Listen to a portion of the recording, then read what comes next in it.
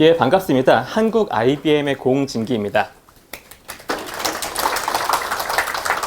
저는 디벨로퍼 어드보케 팀에서 이제 개발자분들한테 도움이 될 만한 것들, 최근에는 제가 쿠버넌티스도 많이 했고요. IoT도 했었죠. ESP32라든가 마이크로 파이썬, 그 외 데브옵스라든가 뭐 이것저것 많이 했었는데요. 사실 이 세션 자체는 IBM이 스폰서 세션은 들어갔는데 스폰서를 못 들어갔을 생각하고 일단 어떻게든 들어가 보자 라고 집어넣은 주제예요. 그래서 스폰서 세션이지만 안타깝게도 광고가 없습니다. 그래서 제가 조금 회사한테 미안하고요. 그래서 사실 제가 되게 자동화 매니아예요. 근데 아시다시피 자동화라는 게 크게 기술이 필요하진 않거든요. 아이디어가 중요해요. 내가 과연 어디부터 어디까지 내가 자동화를 할 수 있고 어떤 걸 자동화할 것인가 라는 거에 대해서 이번 세션은 기술이나 그런 것보다는 이런 것도 자동화하고 이런 것도 할 수 있구나라는 아이디어를 드리는 자리를 가지고자 합니다. 그래서 왜 자동화가 좋고 그 다음에 어떻게 자동화를 해볼 수 있는가, 자동화를 잘하려면 어떻게 해야 되는가라는 좀 원론적인 얘기를 좀 하려고 하고요. 먼저 저는 IBM에 들어오기 전에 스타트업이랑 이것저것 많이 했었어요. 그래서 할 줄 아는 게 좀 많습니다. 그 대신 잘하는 건 별로 없어요. 서버도 웬만한 거 바닥 그 RJ45부터 찝어봤었고 네트워크, 뭐 시큐리티, 뭐 그냥 웬만한 것들은 조금씩은 다 해봤어요. 뭐 시큐리티 같은 경우도 뭐 간단하게 크랙 그런 거 정도는 만들 정도는 하고요. 그래서 맨 마지막에 스타트업 경험까지 있어요. 그래서 스타트업을 하다가 말아먹고 IBM에 들어왔죠. 그래서 이렇게 IBM에서 여러분들 개발자들 만날 기회를 가지고 있고요. 그래서 이것저것 잘하지 못해도 할 줄 아는 게 많아서 요건 이렇게 기술을 쓰면 되겠네. 그런 거 있잖아요. 안 되는 건 없다. 다만 시간이 많이 걸릴 뿐이다. 그렇죠? 그래서 자동화, 이것도 자동화 시키고 저것도 하시고 아이디어만 있으면은 뭐든지 구현했다는 생각을 하고 있어요.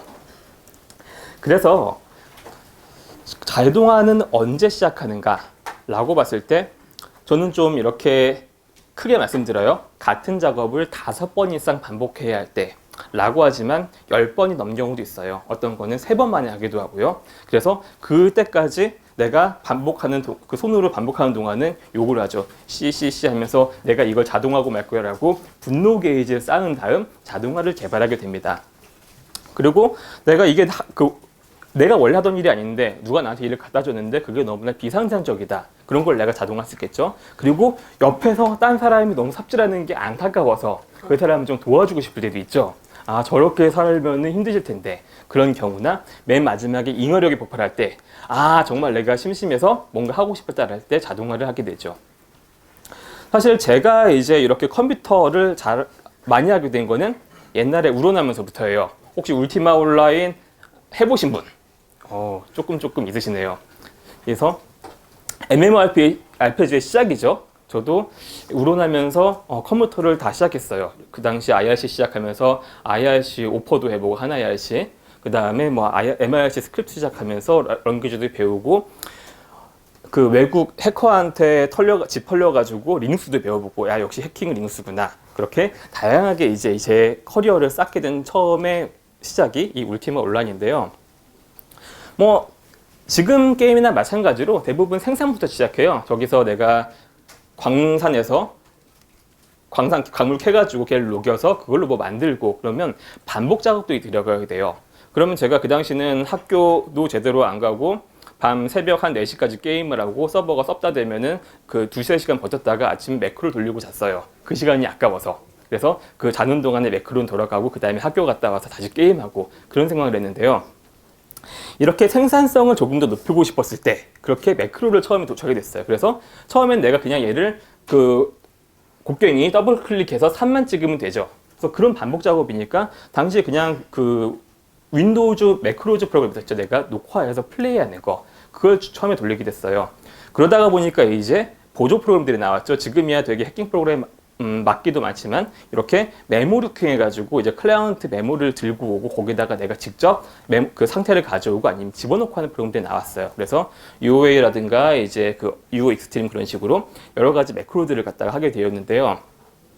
이렇게 UO를 끝나고 몇 년 뒤에 이제 제가 명특할 때쯤에는 에버캐스트라는 게임을 했습니다.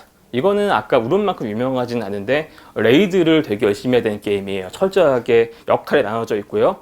그 탱커는 그냥 막는 것밖에 안 되고 힐러는 힐만 하고 그런 좀 클래스 따라 재미없는 게임인데 랩업하기가 힘드니까 이걸 매크로 누르는데요.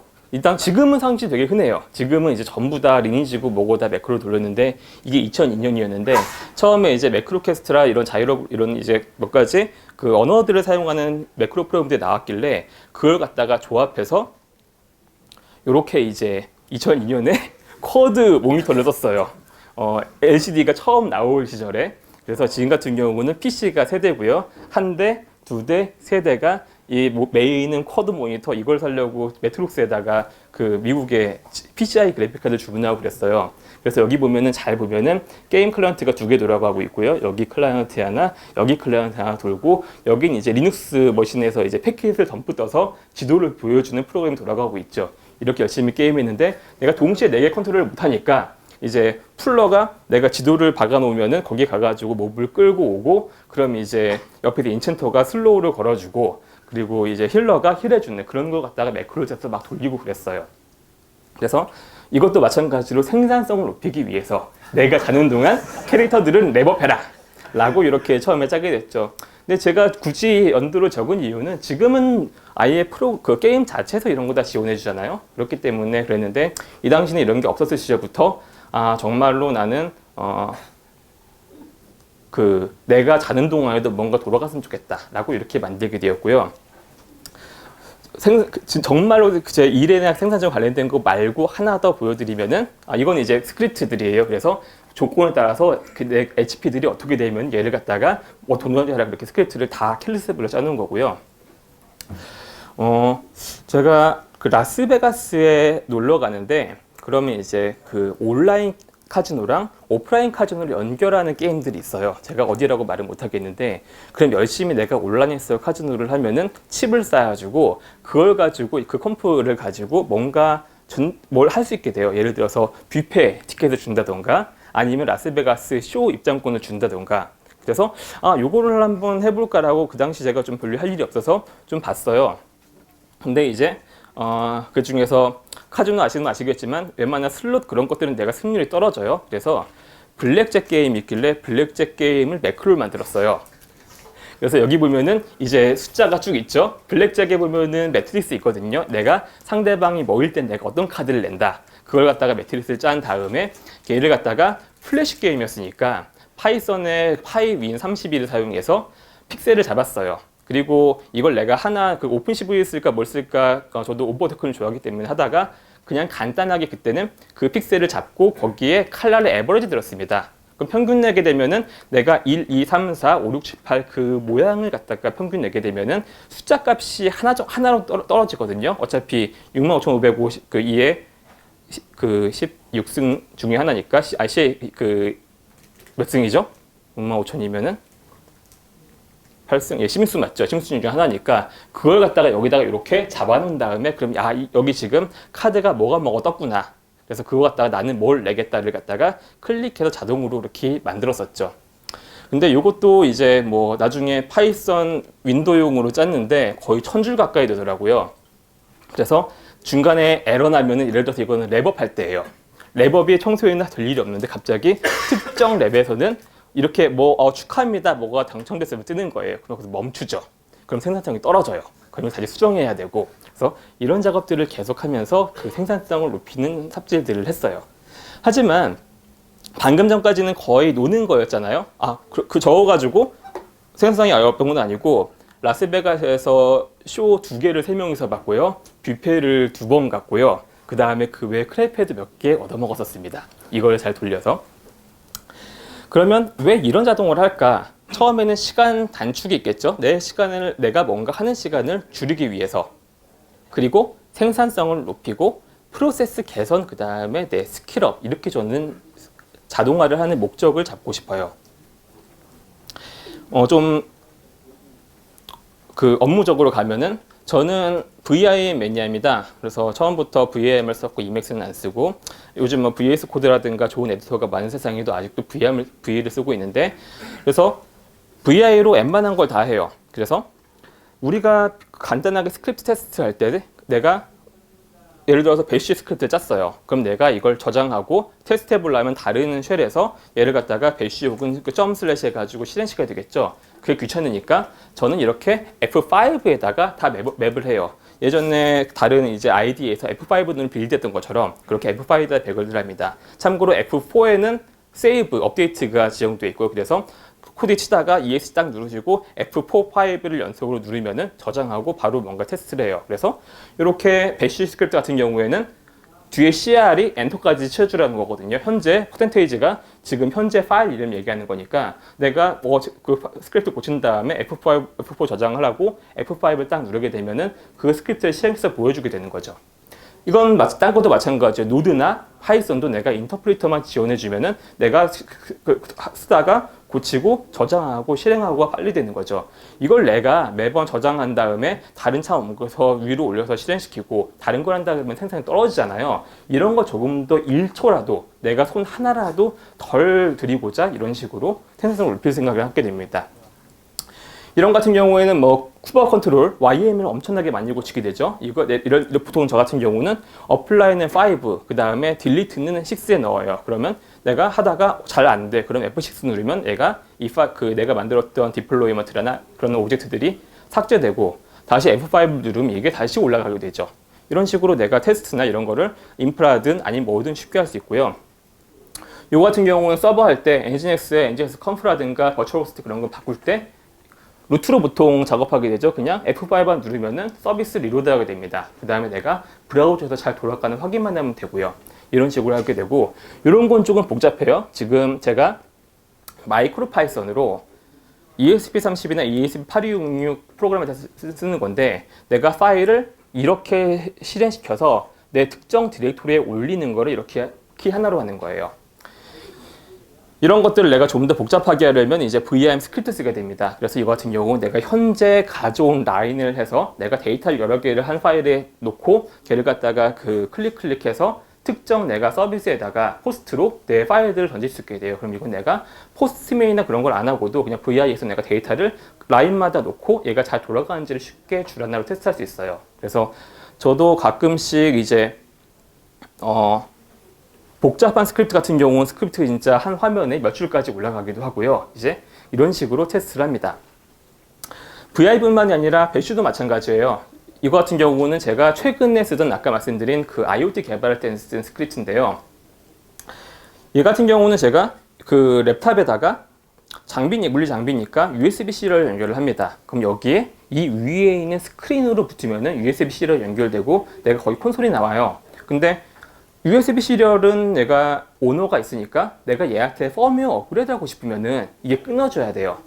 그러면 내가 이걸 돌리면은 빌드 서버가 따로 있었기 때문에 빌드 서버에서 이 스크립트를 가져와서 펌웨어를 복사한 다음에 여기서 스크린 X로 스크린을 죽이고 그 다음에 여기다 그 펌웨어를 기록하죠. 근데 그 과정에서 얘가 다 바로 접속하면 안 되니까 여기다가 락 파일을 터치해요. 그래서 이렇게 얘가 지금 내가 펌웨어 쓰는 중이다 라고 락 파일 터치해서 만들고 펌웨어 업데이트가 끝나면은 이제 락 파일을 지우죠. 그럼 얘는 여기서 while로 계속 이 파일이 기다리는지 기다리고 있다가 펌웨어 업데이트가 끝나자마자 바로 다시 스크린 붙어버리는 거예요. 그러면 여기 같은 경우는 지금 둘 다 while로 무한 루프를 돌고 있어요. 그러면 얘는 지금 리드로 엔터 치기만을 기다리고 있기 때문에 내가 펌웨어 업데이트 해가지고 라이트를 할 때마다 여기서 엔터를 누르면은 여기서 창에서 떴던 스크린이 사라지고 펌웨어 업데이트가 끝난 다음에 다시 이 스크린이 뜨게 됩니다. 그래서 이런 식으로 하게 되면 여러 서버에서 내가 하는 작업들도 그냥 엔터만 치면은 바로 테스트를 할 수 있는 거예요. 그래서 이런 식으로도 내가 그 복잡한 작업이지만 그 하드웨어랑 연동된 작업들도 이렇게 걸리는 거 없이 이렇게 처리할 수 있게 되고요. 이걸 조금 더 제가 프로세스를 개선하기 위해 썼던 게 있어요. 2003년에 CC 인증이라고 커먼 크라이테리아 보안 인증이 있습니다. 그래서 아마 보안 쪽에 계신 분은 안 해보실 텐데 인증을 해요. 그래서 내가 이 장비를 뭐 금융권이나 그런 데 하기 위해서는 그 당시 키사라든가 국적 인증이 필요했죠. 그래서 그걸 갖다가 커먼 크라이테리아는 국제 규격을 들어오면서 그걸 제가 인증 작업을 했었는데 구현 검증 명세서라는 게 실제로 내가 이걸 코드를 어떻게 구현했는지를 검증해야 되는 거예요. 당연히 이제 내가 짠 코드들에 대해서는 이건 이렇게 짰으니까 국정원님이 잘 이게 문제가 없는지 확인해 주세요라고 하는 게 맞을 텐데, 그 당시는 그 회사에서 리눅스 커널을 썼는데 리눅스 OS가 보안 OS인지 잘 모르겠으니까 리눅스 커널에 대해 구현 검증 명세를 해와라라고 요구를 했어요. 회사에서는 난리가 났죠. 그래서 이 커널에 대해 리눅스 커널 전체를 분석하고 걔가 어떻게 돌아가는지를 썼어야 됐어요. 그래서 위에 보면은 이게 지금 그 IP 테이블 함수인데 1200페이지 중에서 248페이지쯤이다. 그래서 함수 이름은 뭐고 목적은 뭐고 얘는 어떻게 정의되어 있고 어디에 들어가 있고 입력값, 반환값, 제공 방법들을 해서 얘가 첫 번째 줄, 세 번째 주, 두 번째 줄을 갖다가 설명하는 이런 다큐멘트들을 천몇 장을 만들어냈어요. 난감했죠. 그래서 고민을 하다가 마침 다행히 그 당시 회사 개발하는 분들이 전부 다 VIM을 썼어요. 그래서 VIM에다가 제가 스크립트를 만들었습니다. 그때 꽤 VIM 사용이 많이 늘었는데요. VIM이 잘 써서 아시겠지만 펑션 같은 것도 넣을 수 있고 변수나 그런 것도 많이 할 수 있어요. 그래서 Shift D 단축키를 넣으면은 거기다가 주석 얘네들 어차피 정의나 이런 건 내가 가져오면 되니까요. 내가 얘 목적이 뭔지 그 다음에 입력값에 대해서 얘를 하나하나 복사해서 붙여넣어서 거기다가 내가 설명을 써야 될 칸을 만들어주고 제공 방법들을 갖다가 넣을 칸을 만들어줘요. 그 다음에 이제 커널 소스에다가 그 다음 내가 이거 소스를 분석하면서 여기서 이제 단축키를 누르게 되면은 그 부분에 마킹되고 내가 설명을 써놓으면은 그게 커널 코스에 들어가게 되죠. 그러면 나중에 이 소스로부터 실제 PDF를 제네레이트한 HTML을 만들어서 PDF를 제네레이트한 스크립트라고 불렀어요. 그래서 내가 이 VIM 스크립트 따라서 커널 코드에 주석이 달리는 방법을 다 정의해 놨으니까 그거를 돌리게 되면 이 전체 커널 소스에 대해서 이런 문서를 갖다가 만들 수 있게 된 거죠. 어차피 규칙은 정해져 있으니까. 그래서 이렇게 만들어서 했었고요. 결국은 제가 병특 끝나면서 퇴사하고는 요지부수가 안 됐습니다. 하지만 이제 이거 같은 경우는 배시 스크립팅이고요. 제가 아직까지도 016 전화번호를 써요. 016 전화번호인데 그렇다고 폴더폰은 아니고 스마트폰입니다. 넥서스 구형이긴 하지만 얘네는 안드로이드 AOSP 쓰니까 제가 펌웨어 맘대로 수정할 수 있거든요. 그래서 이게 미국에서 가져온 거예요. 미국은 아직도 CDMA 쓰니까. 그래서 얘를 가져온 다음에 전화는 되는데 문자가 한국은 이제 CP949를 쓰죠. 유니코드가 아니고. 그래서 문자가 제대로 안 들어와요. 그 다음에 MMS도 표준이 아니라서 안 들어오고. 그래서 그걸 프레임워크로 수정해야 되는데 이건 어차피 AOSP니까 제가 커널을 다 그 프레임워크를 빌드하면 되는데 다른 S, L, 이제 그런 상용 핸드폰들은 걔를 다 뜯어서 고쳐야 됩니다. 그래서 그거는 이제 하신 분들이 있었는데 저는 그런 제네릭한 롬들을 갖다가 자동으로 걔 이미지를 부트, 리커버리, 시스템, 캐시 다 쪼개서 뜯어낸 다음에 그 이미지를 갖다가 마운트하고 거기서 필요한 프레임워크를 꺼내고 걔를 SMR을 발라내서 패치하고 다시 집어넣는 거를 했었어요. 그래서 이제 다시 롬을 빌드해서 그걸 사람들한테 제공해가지고 사람들이 그 롬으로 플래싱을 하면 한껏 쓸 수 있도록 하기 위해서. 근데 이게 핸드폰이 좀 많아요. 그래서 그 핸드폰을 갖다가 다 지원하기 위해서 매번 들어가는 게 힘들어서 이 스크립트 짠 거예요. 총 배시 스크립트만 400줄이 넘고요. 파이썬도 들어가요. 왜냐하면 중간에 패치하는 부분은 제가 이런 식으로 만들었거든요. 이런 부분이 있으면은 이 부분은 내가 내 코드를 바꿔라. 파일들을 복사해라고 이렇게 정의를 했기 때문에 이런 건 배시로 안 돼요. 그렇기 때문에 이건 제가 파이썬으로 짰고 나머지 부분들은 다 거의 다 리눅스 커맨드들, AOSP 빌드라든가 그런 카피라든가 패키지 이미지 하는 부분들이 대부분이기 때문에 배시 스크립트 짰습니다. 그래서 이거를 완성하는데 한 3달, 4달은 걸린 것 같아요. 그러니까 계속 그 주간까지 빌드는 했지만 갑자기 이제 다른 M54 롬이 추가되면은 그거에 대해서 추가를 하고 그럼 그거 버그 잡고 그런 것도 많이 했었어요. 근데 결국은 그 맨 마지막에 4.4 키캣까지는 웬만한 롬들 다 집어넣으면은 바로 이 부분들 전부 다 OTA 키 뽑아서 수정하고 이미지 사이닝하고 그런 것까지 전부 다 가능하게 만들었어요. 그래서 여기서 말씀드리고 싶은 거는 스크립팅에서 불가능한 건 없다. 시간이 많이 걸릴 뿐이라는 걸 말씀드리고 싶었고요. 저 같은 이런 자동화 매니아의 특징은 첫 번째가 게으른 거죠. 그래서 똑같은 거 하는 걸 되게 싫어해요. 그 다음에 반복하는 걸 싫어하고요. 그래서 이게 사실 자동화를 하면은 내가 웬만큼 하는 것보다 시간이 더 적게 걸리지 않을 수도 있어요. 특히나 이게 확장이 안 된다면은.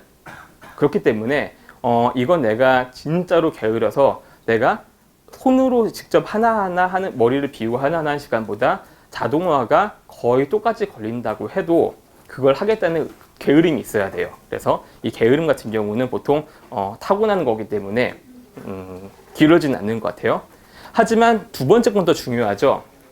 우리가 버그는 언제든지 맞을 수 있어요. 하지만 휴먼 에러 같은 경우 내가 오타라든가 아니면 실수, 프로세스 빼먹었잖아요. 그런 거는 언제든지 있을 수 있기 때문에 그런 부분을 예방하는 건 되게 중요해요. 내가 스크립트를 다 매번 짜놓고 그걸 반복한다면은 그걸로 인한 에러는 없겠죠.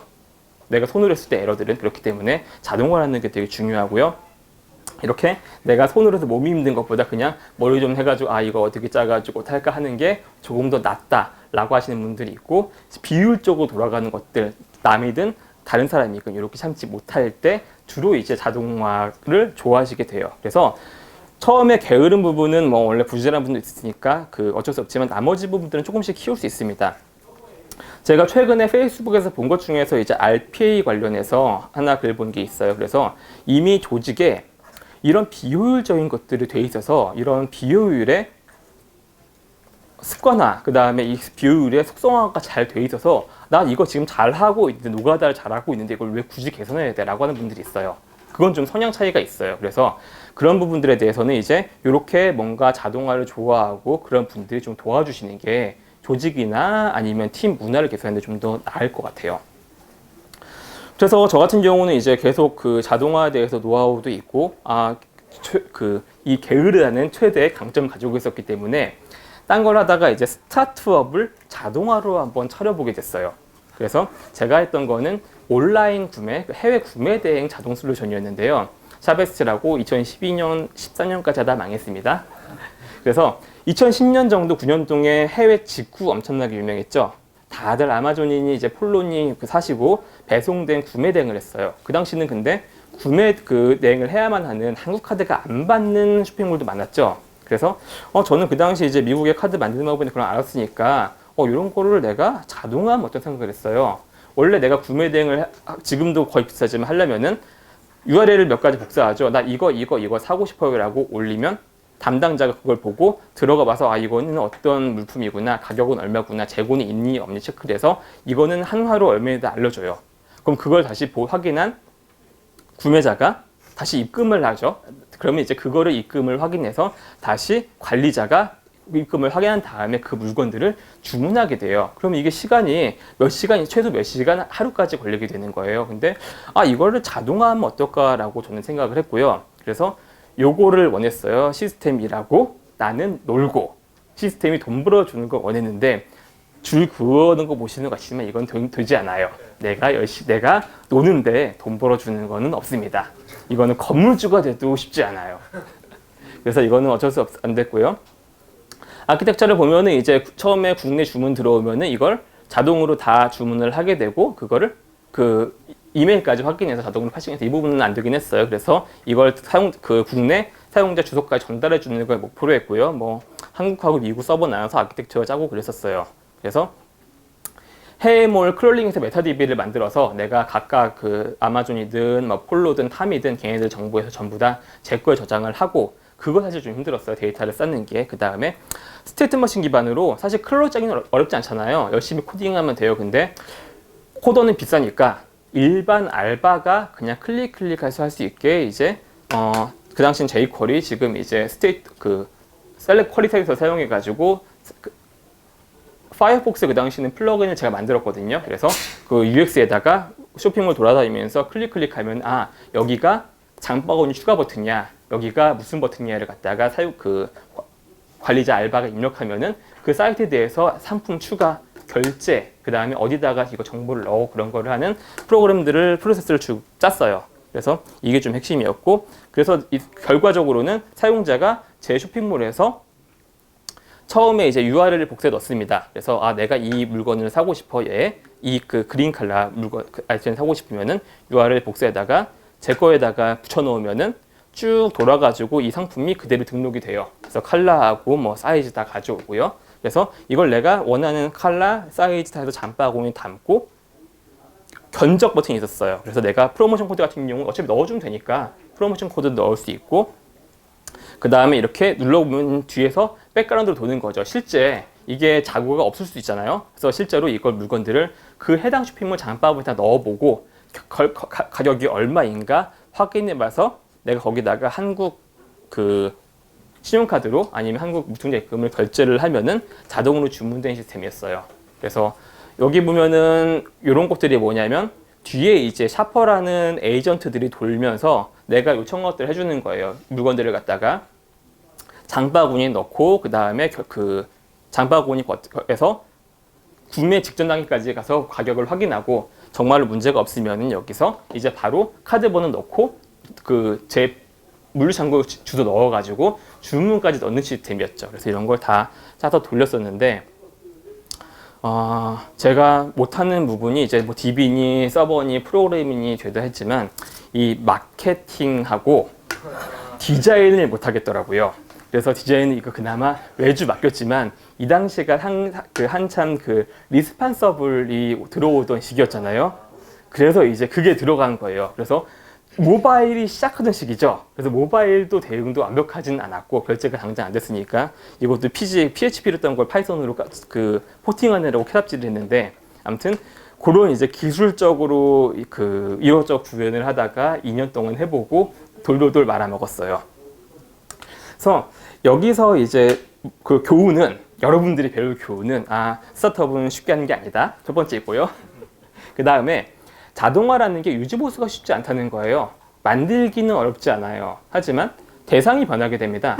내가 그 방문점 가지고는 가져올 사이트들 얘네들이 제가 사이트가 한 개면은 1년에 한 번 정도 리노베이션을 하겠죠. 하지만 그게 30번이라면은 한 달에 몇 개, 3개씩 이렇게 리노베이션을 하게 돼요. 그럼 그때마다 다 바꿔줘야 되는 거죠. 이런 거 갖다가.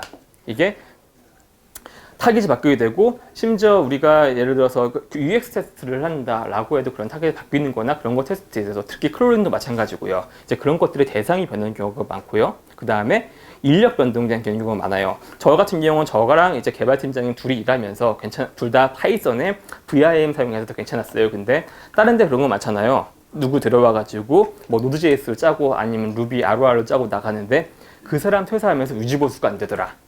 그런 일 많죠. 그래서 당장 빠른 걸로 후딱후딱 짜게 되는데 그렇게 인력 변동에 따라서 이걸 내가 이해한 사람도 있고 없고 하니까 그 부분이 상당히 중요해요. 그 다음에 복잡도가 증가하게 됩니다. 처음에는 얘가 짜는 거 진짜 얼마 안 걸려요. 근데 하나 추가할 때는 그 이상이 걸리게 되죠. 왜냐하면 처음에 내가 스트럭처를 잘못 짜고 DB 구조를 잘못 짰으니까 이걸 넣기 위해서 그걸 다시 리팩토링 하는데 시간이 더 걸리게 돼요.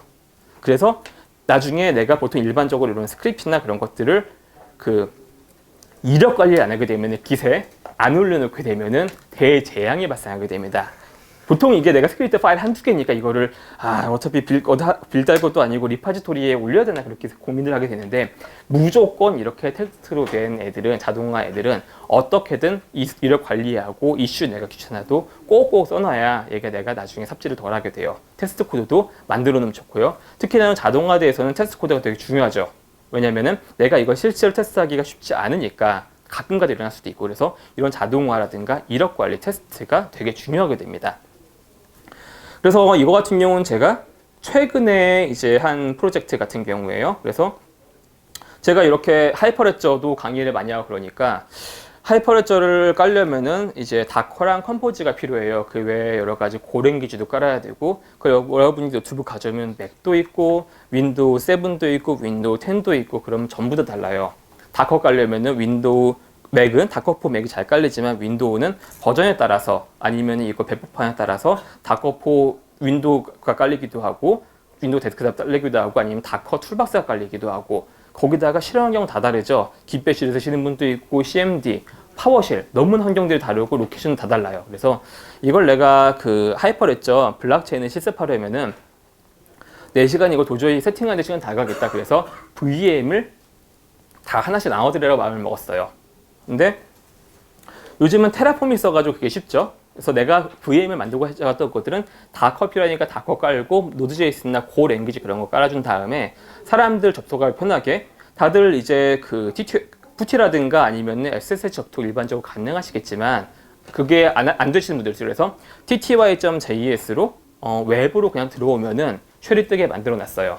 그럼 이제 그냥 크롬만 깔려 있으면은 바로 접속 가능하게. 그 다음에 혹시라도 내가 VI나 뭐 나노라든가 서버 직접 내가 편집을 잘 하시면 좋겠지만 못 하실 수 있잖아요. 그래서 오라이언 웹 에디터를 갖다가 설치해놨습니다. 그러면은 여기 내가 그 엔지니어스로 호스팅해놨으니까 에디터 들어오면은 바로 내가 서버에 있는 파일을 다 수정할 수 있게. 그래서 이거를 템플릿으로 만들고 테라폼으로 쫙 배포를 했어요. 그래서 30개 뭐 몇십 분 걸려가지고 만들면은 거기다가 이제 접속할 수 있는 패스워드가 있어야 되는데 그 패스워드를 갖다가 뭐 짜게 주면은 브루토스 당하잖아요. 그렇기 때문에 이걸 내가 특수문자, 대소문자 섞어가지고 주곤 싶은데 이걸 쳐넣기 어려우니까 제가 그 당시는 숫자 9자리 있는 숫자를 드렸어요. 그래서 그 숫자를 넣고 들어오시면은 이제 내 호스트 네임하고 내 패스워드를 받을 수 있게. 그래서 그거는 노드지를 짰습니다. 이 위에 앤서블 나오죠? 이렇게 내가 다커나 TTSS나 이렇게 만들게 템플릿을 만드는 건 제가 그 당시 앤서블로 자동화시켜서 이제 배포판을 만들었어요. 처음에 이제 기본 우분투에서. 하지만 이걸 갖다가 30대 나중에 100대까지 제가 만들었는데요. 100대를 앤서블 돌리려면 시간이 좀 걸려요. 근데 이렇게 노드.js로 노드.js SSH 모듈을 사용하면 어싱크로 돌아가니까 100대더라도 한 2초, 3초면 한꺼번에 SSH 쫙 돌려서 커맨드 라인 실행시키고 그 다음에 끝나요. 그래서 이런 것들은 내가 분명히 앤서블이 좋은 툴이고 테라폼이 좋은 툴이지만 그때 내가 상황에 따라서 맞춰서 사용했다라는 의미로 하나 넣어드린 거고요. 그래서 이거는 저희가 어떻게 썼는지 미드업에서 한번 발표를 했습니다. 그래서 테라폼하고 앤서블하고 작년 5월에 IBM 디벨로퍼 미드업에서 발표한 자료가 있으니까 조금 더 관심 있으시면은 요거 링크 들어오시면은 녹화 방송 보실 수 있어요. 그래서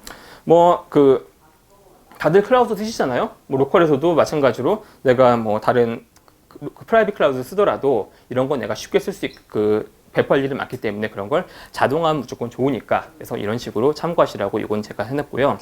저희가 이거 말고도 IoT 세션을 여러 번 했었죠. 그래서 재작년부터는 ESP8266을 나눠드렸었고요. 그 다음에 작년에는 IBM 디벨로퍼 데이 행사 때 이렇게 이제 ESP32 기반으로 IoT 배지를 만들어 드렸어요. 그래서 이 IoT 배지는 ESP32 MCU 붙어 있고 거기에 GPIO들 빼놓은 다음에 여기에 LCD랑 그 조이스틱 버튼까지 만들어서 간단한 웬만한 프로그램 할 수 있게 나눠드렸었고요. 1, 2, 3월에도 미드업에서 오신 분들에게 좀 드리고 그랬습니다. 근데 이게 이렇게 지금은 이것밖에 안 보이지만 400개가 해서 나눠드린 게 얘네들 롬을 플래시해야 되는데 이걸 갖다가 저희가 일단 하나씩 시리얼로 연결을 해서 라이트 커맨드를 떨어져야 되겠죠. 이걸 500개를 언제 하는가. 그 다음에 그 전에 ESP82도 마찬가지였고요. 그런 문제가 있어가지고 이거는 저희가 라즈베리 파이를 사용해서 자동 펌웨어 그래프를 만들었어요. 그래서 리눅스 같은 경우는 UDEV가 있죠. UDEV가 내가 예를 들어서 우리가 여기다가 리눅스나 아니면 윈도우나 USB 꽂으면 자동으로 마운트가 되죠. 그게 UDEV가 이제 스크립트를 짜서 거기서 내가 디바이스 체인지를 파악해서 알려주는 거예요. 그래서 거기다 내가 스크립트를 넣을 수가 있고요. 그래서 내가 이 들어온 게 이런 USB 시리얼이다 라고 하면 바로 거기다가 묻지도 따지지도 않고 롬을 라이팅 해버린 프로그램을 짰어요. 그래서 꽂기만 하면 라이팅이 되는 거죠. 근데 이거가 아니고 전에 ESP866 같은 경우는 내가 거기다가 내가 어떤 건지 모르니까 거기다 레이블링 했었어요. 그래서 내가 라이팅을 하면서 걔의 정보를 가지고 서버에다 던져줘서 지금 얘가 라이팅다. 그럼 걔를 갖다가 레이블링해서 붙이는 거 했었고요. 나중에 얘 같은 경우는 이게 라이팅이 끝났는지 안 끝났는지 모르니까 대시보드를 만들어서 지금 라즈베리 파이 그때 4개 썼는데 여기서 꽂은 첫 번째 거, 두 번째 거, 세 번째 거, 네 번째 거 라이팅이 끝났다 라고 바로 쏴주는 간단한 그냥 핑 같은 거죠. 그런 거 보내주는 대시보드 짜가지고 자동을 했어요. 그래서 이게 원래는 이걸 하나하나 라이팅 하려면 진짜 몸과 정신이 피폐해질 수 있는데 그냥 꽂고 그 다음에 삑 하면은 여기 뜨면은 꽂고 그 다음에 그걸 여러 개 동시에 4개까지도 할 수 있게 그렇게 그거를 이제 라즈베리 파이 4개를 동시에 라이팅하는 걸 짜서 이런 걸 갖다가 빨리 했었고요. 이렇게 하드웨어 같은 것도 뭔가 우리가 자동화를 해서 빨리 할 수 있는 거 당연히 우리 핸드폰 같은 경우도 공장에서 할 때는 그렇게 종치하겠죠. 이런 것도 우리가 웬만하면 직접 짤 수 있다. 그런 걸 하나 말씀드리려고 예제를 드렸고요. 마지막으로는 이제 시스템 간 연동. 그래서 제가 아까 카페 관련해서 관련했었는데 그 카페 같은 경우는 이제 01X 사용자 모임들이니까 전화번호 가지고 인증을 했어요. 010 사용자들이 들어오면 안 되니까. 그럼 일반적으로 하는 게 문자 보내주고 잘 받았는지 인증하는 거죠. 하지만 그거는 정말로 금융권이나 그런 본인 인증 말고는 착신 전환을 구별하지 못해요. 내가 착신했으면 무조건 어디 010이 더 가는 거니까. 그래서 저는 이걸 문자를 보내세요라고 사람들에게 안내를 냈고요. 그걸 자동화시킬 방법을 찾았죠. 그래서 제가 번호를 하나 공개하고 거기다가 안드로이드 그 앱을 하나 깔아 넣었어요. 문자 들어오는 거를 브로드캐스트 리시버를 만들어서 PDU를 떠봐서 거기에 들어온 문자 내용을 모두 다 서버한테 핸드폰 번호하고 포워딩을 하는 거를 짰고요. 이거는 한 20몇 초밖에 안 돼요. 그냥 받아서 던져주는 거니까. 그래서 만들어주고 서버에서는 이제 얘가 오잖아요. 이 번호에 어떻게 내용이 왔다. 이 부분은 제가 꼭 네이버 아이디를 소문자로 넣어주세요라고 안내드렸습니다. 제가 제이지콩이면은 제이지콩이라고 문자를 보내면은 번호가 이렇게 016에 그 제이지콩이 왔으니까 등업을 시켜주는 거죠. 프로세스는. 그래서 네이버 카페 등업 페이지 이제 뭐 크롬 디벨로퍼 툴이나 그렇게 뜯어봐가지고 확인했고요. 그래서 파이썬 메카나이즈로 사용해서 이제 로그인하고 등업하고 얼굴 체크도 있어요. 그래서 이 사람이 맞으면 이렇게 등업하는 프로그램 짰고요. 하지만 이게 구현이 참 만만치가 않아요. 처음에 제가 분명 소문자로 보내달라고 그랬는데 이제 대문자로 보내시는 분들이 있어요. 네이버 아이디는 다 소문자죠. 그래서 그런 분들이 있고 제가 꼭 아이디만 보내달라고 했지만 안녕하세요 반갑습니다. 제 네이버 아이디는 뭐뭐입니다. 레귤러 익스프레션으로 영어로 시작하는 걸로 몇 개 잡았는데 네이버가 잡혀요. 그래서 네이버는 따로 뺐어요. 그러다 보면은 안녕하세요 반갑습니다 등업 좀 시켜주세요 잘라서 오는 경우도 있고 그 다음에 진짜 네이버 아이디가 전 3글자가 있는 것도 처음 봤어요. 그런 초기 가입자분들도 있고요. 요거 하나하나 잡는데도 꽤 시간이 많이 걸렸습니다. 안 된다고 하는데 그걸 디버깅 해봐야 되니까. 그 다음에 TLS 1.2 같은 경우에는 TLS 1.2가 문제에서 1.3만 쓰게 됐었죠. 제가 놨던 안드로이드 폰이 너무 버전이 낮아서 그런 문제도 있었고요. 나중에는 여기다가 익명 게시판도 구현했어요. 네이버에다가. 원래 네이버 카페는 익명 없잖아요. 그래서 여기다가 문자를 보내주면은 거기 그 내용을 갖다가 사용자 1, 사용자 2라고 태깅을 매겨가지고 얘가 대신 써주는 그런 프로그램도 만들었었고요. 예를 들어 요즘 페이스북에 이런 뭐 대신 알려드립니다 그런 거 많죠. 그런데도 이런 건 좀 활용할 수 있을 것 같아요. 그래서 요거는 좀 이제 시스템들 간을 연동해서 뭐 사실 생각나는 거 있을 거예요. 예를 들어서 뭐 그 결제 문자나 그런 것도 오면은 뭔가 자동화할 수 있겠다. 뭐 아니면은 이체 문자나 그런 식으로 좀 아이디어를 드리고자 제가 했던 삽질들 이런 것도 가능하다라고 좀 알려드리려고 했고요. 결국 이러한 자동화들은 아까 다시 말씀드리면 시간 단축 되는 경우도 꽤 있었죠. 물론 이걸 한다고 다 나아지진 않아요. 내가 자동화할 수 있는 부분도 있고 없는 부분도 있고 유지보수하는데 시간이 많은 경우도 있고요. 그래서 이런 부분은 내가 감사는 하지만 결과적으로 생산성은 향상됩니다. 특히나 팀에서 모두가 자동화할 필요는 없어요. 이런 자동화 쓰는 사람이 여러 팀들을 도와줄 수 있다면 각각 팀들의 생산성이 향상되고요. 그 팀이 자극을 받게 돼요. 우리가 지금 이렇게 생산성 없게 노가다하는 일들을 갖다가 줄일 수 있구나 라는 거가 되고 그러면서 이제 이 자체가 돌아가는 프로세스가 개선됩니다. 내가 조금 더 생산성을 높일 수 있게 되고 내가 조금 더 칼퇴를 할 수 있게 되는 그런 이제 좋은 결과들을 가져올 수 있게 되는 거죠. 그러면서 이렇게 짜는 사람들은 제가 보여드린 것처럼 되게 많은 게 있죠. 안드로이드 앱을 짜야 될 경우도 있고 그 다음에 내가 다양한 언어들 스크래핑까지 많이들 해야 돼요. 이렇게 하면서 내가 기술들이 되게 많이 발전하게 됩니다. 이런 것들이 우리가 많이 얻을 수 있는 것들이고요. 마지막으로 꼭 필요한 자동화를 하실 때 필요한 것들을 그냥 치트시트를 정해봤습니다. 그래서 우리가 자동화에 쓸 수 있는 여러 가지 언어나 스크립트들이 있지만 저는 여전히 배쉬 스크립트가 가장 많이 쓰이게 되는 것 같아요. 왜냐면은 우리가 지금 저는 윈도우가 퍼지면서 이렇게 다시 그 CLI 시대는 접을 줄 알았더니 다시 맥이 돌아오고 그러면서 다시 CLIC가 돌아왔죠.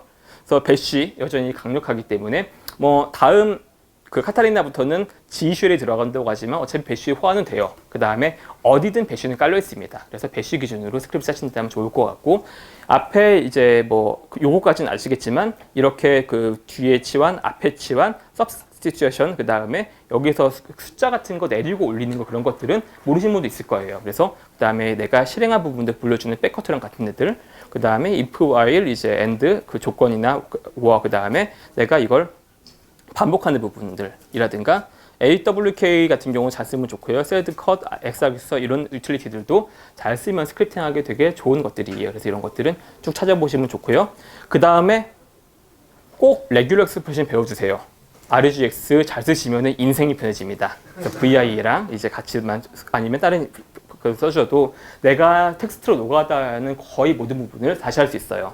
거기다가 파이썬이나 그 배쉬만으로 안 된 부분도 있기 때문에 그런 부분은 파이썬이나 노드지스 쓰시면 되고요. 저도 옛날에 PHP나 펄은 조금 썼는데 요즘은 많이 쓰지 않습니다. 그래서 이런 것들 언어들 배우시면 되고 그 외에 이제 요즘 RPA도 많이 들어오고 있어요. IBM도 RPA가 있어요. 광고 하나.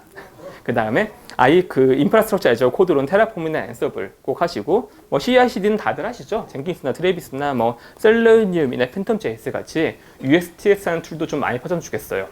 그리고는 이제 쿠버네티스 당연히 요즘 다 쓰고 계시니까 이렇게 자동화하셔서 전부 다 몸이 힘들지 않게 이렇게 전부 다 행복한 자동화 시대를 하시라고 세션 마치겠습니다.